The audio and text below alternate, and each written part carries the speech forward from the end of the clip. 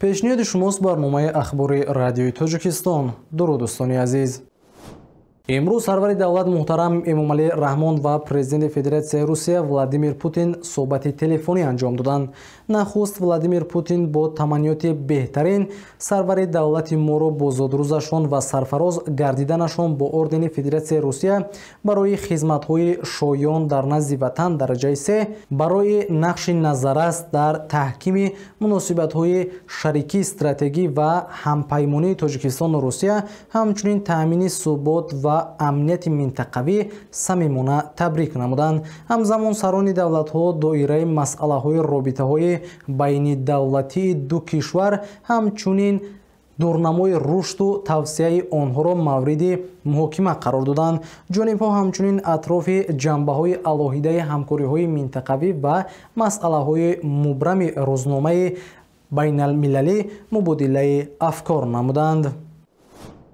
имрӯз дар доираи форуми минтақавии ҷаласаи сарони идораҳои ҳолатҳои фавқулодаи кишварҳои Осиёи Марказӣ, ки қарор аст рӯзи 6 октябр оғоз гардад, таҳлилгарони ҳолатҳои фавқулодаи кишварҳои минтақа якҷоя бо коршиносони байналмилалӣ ва созмонҳои ғайридавлатӣ, муассисаҳои илмӣ ҷаласа доир карданд ва дар он баъзе пешниҳодҳои бунёдиро мувофиқа карданд ва мавриди баррасӣ қарор доданд. ғайр аз ин коршиносон ташаббусҳо, барномаҳо ва лоиҳаҳоеро ки ба рушди минбаъда ва таҳкими ҳамкории минтақавӣ дар самти коҳиши хатари офатҳои табиӣ, тағйирёбии иқлим ва ҳолатҳои фавқулода нигаронида шудаанд, баррасӣ намуданд.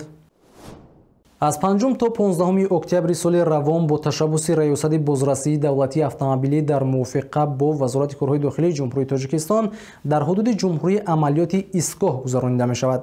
тавре аз маркази матбуоти раёсати мазкур хабар доданд, амалиёт бо мақсади баланд бардоштани интизоми ширкаткунандагони ҳаракат дар роҳ, махсусан ронандагони воситаҳои нақлиёт дар кӯчаву роҳҳои ҳудуди ҷумҳурӣ, коҳиш додани сатҳи садаманокӣ бо иштироки онҳо гузаронида мешавад.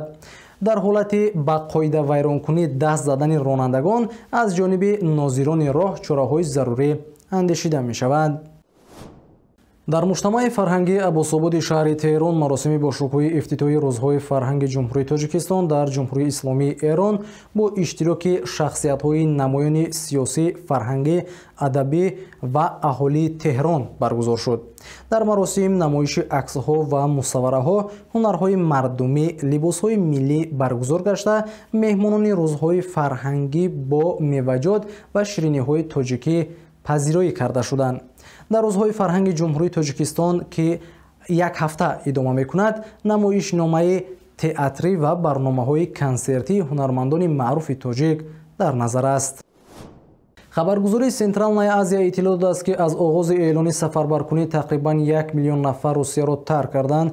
бино ба маълумоти оҷонсии сарҳадии Frontex, дар давоми як ҳафта 66 000 рус ба Иттиҳоди Аврупо ворид шуданд, ки ин нисбат ба як ҳафтаи пеш 30% бештар аст. агентӣ хабар дод, ки аксарияти онҳо тавассути гузаргоҳҳои Финляндия ва Эстония ворид шуданд ва шумораи воридшудагон ба Финляндия пас аз эълони сафарбаркунӣ хеле афзоиш ёфтааст. теъдоди қурбониёни тӯфони Ян дар Флоридаи Амрико аз 100 нафар гузаштааст. тибқи иттилои CNN, аксари қурбониён дар Каунти Ли сабт шуданд. дар ҳоли ҳозир дар ин иёлот корҳои наҷотбахшӣ идома доранд ва беш аз 491 000 хона ва корхона бе қувваи барқ мондаанд. дар баъзе минтақаҳо барои барқарор намудани таъминоти барқ камаш 1 моҳ лозим мешавад. коршиносон боварӣ доранд, ки тӯфони Ян гаронтарин тӯфон дар таърихи Флорида хоҳад буд.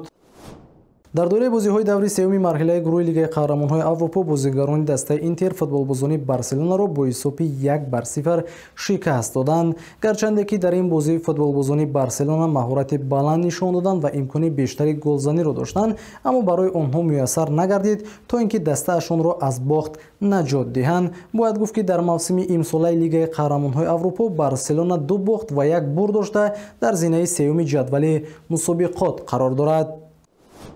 тамошобинони гиромӣ, бо ҳамин мерасем ба анҷоми барномаи ахбори радиои Тоҷикистон.